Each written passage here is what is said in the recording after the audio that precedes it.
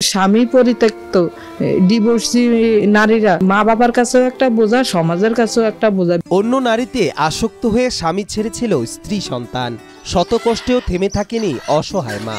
অভাব অনটনেও স্বপ্ন দেখেন ছেলে একদিন হবে বিশ্বসেরা হাফেজ। এই সমাজে স্বামী পরিত্যক্ত ডিভোর্সি নারীরা সমাজের কাছে একটা বোঝা, মা বাবার কাছেও একটা বোঝা, সমাজের কাছেও একটা বোঝা। বিভিন্ন জায়গায় মানুষের নানান কথা শুনতে হয় তাদের। আমার এই মার কষ্ট থেকে আমার পড়ালেখা ছেড়ে দিতে মন চায়। ভোলার মিতুয়া রাজপুরের প্রত্যন্ত একটি গ্রামের বাসিন্দা আমেনা। এসএসসি পরীক্ষার 1.5 মাস আগে বিয়ে হয়ে যায় তার।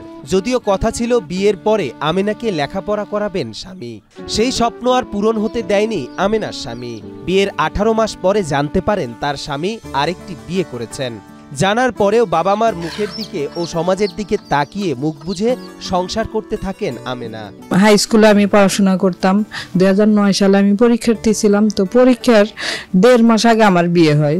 তখন কথা ছিল যে আমাকে পরীক্ষাটা দিতে দিব, কিন্তু বিয়ের পরে তারা আমার আর পড়াশোনা কন্টিনিউ করতে দেয় না। বিয়ের পরে 1.5 বছর, প্রায় 2 বছর পরে শুনতে পারি যে আমার স্বামী আরেকটা বিয়ে করছে। সমাজ বলতে একটা কথা আছে, আমার আরো 3টা বোন আছে, আমার বড় ভাই ছিল না, আমার ছোট্ট একটা ভাই। সবকিছু মেনে নিয়েই আমি সংসারটা চালাইয়া গেছি।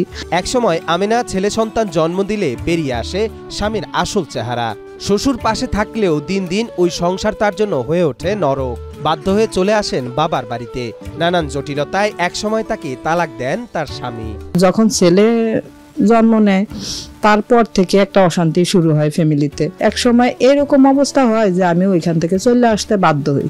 এইখানে আসার পরে প্রায় 17 দিন পরে আমার সাথে কোনো যোগাযোগ না কইরা আইসা ছেলেরে নিয়ে যায়। নিয়ে যাওয়ার 3 দিনের মাথায় আমার সাথে ছেলের যোগাযোগ বন্ধ করে দেয়। মানসিক একটা প্রেশার আমি আর নিতে পারিনি, কারণ প্রতিনিয়ত এখানে আমি মানসিক প্রেশারটা নিয়েই চলছি, শুধু ছেলের মুখের দিকে তাকায়। এখন ছেলের সাথে যেহেতু যোগাযোগ আমার বন্ধ করে দিছে, এজন্য একটা সময় আমার সংসারও ভেঙে গেছে। নানান চড়াই উতরাই শেষে ছেলে ফিরে আসে মায়ের কাছে, কিন্তু সমাপ্তি ঘটে না দুঃখ দুর্দশার। কাঁথা সেলাই করে হাঁস মুরগি পালন সহ নানা রকম কাজ করে নিজের জীবিকা নির্বাহ শুরু করেন আমেনা, কিন্তু তাতেও পরিত্রাণ মেলে না অভাবের।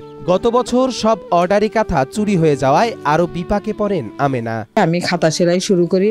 খাতা সেলাই টুকটাক করতে করতে আমি এক সময় বিভিন্ন মানুষের কাছ থেকে অর্ডার নিয়ে কাজ করতে শুরু করি।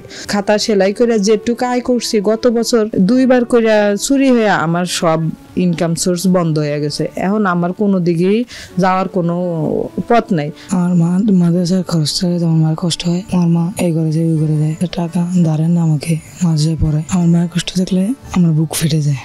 চুরি করছে, চুরি করিয়া আরে ভঙ্গ করিয়া দিছে। সাইরে বলে তখন ভঙ্গ করছে, আর ব্যাগে লেগে গেছে, কিছু আর রেখে জানে।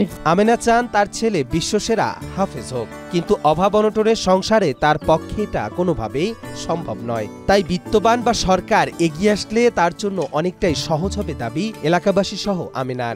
এইগুলি চালাইতে যায় আমি পুরাই হিমশিম খাইতে আছি। আমার পক্ষে এইগুলি চালানো সম্ভব হয় না। সমাজের বিত্তবানরা যদি আমাদের মতো ক্ষুদ্র উদ্যোক্তাদের পাশে দাঁড়ায়, সরকার যদি আমাদের পাশে দাঁড়ায়, আমাদের মতো উদ্যোক্তাদের পাশে দাঁড়ায়, তাইলে আমরা নিশ্চয়ই ভালো কিছু করতে পারবো। এর সাথে যদি বিত্তবানরা আসিয়া কোনো হেল্প করে তাহলে তো একটা ভালোই হতো। সকলের সহযোগিতায় এগিয়ে যাক আমেনা, মানুষের মতো মানুষ হোক তার সন্তান, এমনটাই প্রত্যাশা সকলের।